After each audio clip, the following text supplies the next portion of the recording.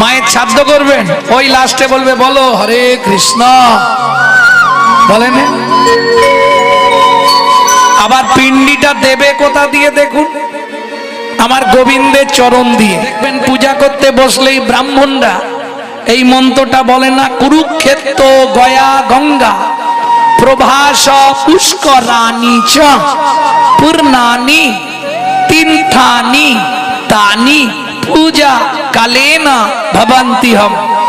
বলে না, যে তীর্থগুলোর নাম বললাম এরা গোবিন্দের চরণ পেয়ে উদ্ধার হয়েছিল।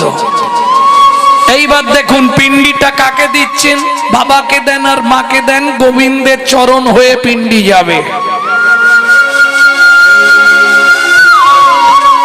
যার জন্য পিণ্ড দানের সময় কি বলে বাবা, গয়া গঙ্গা গদাধর হরি।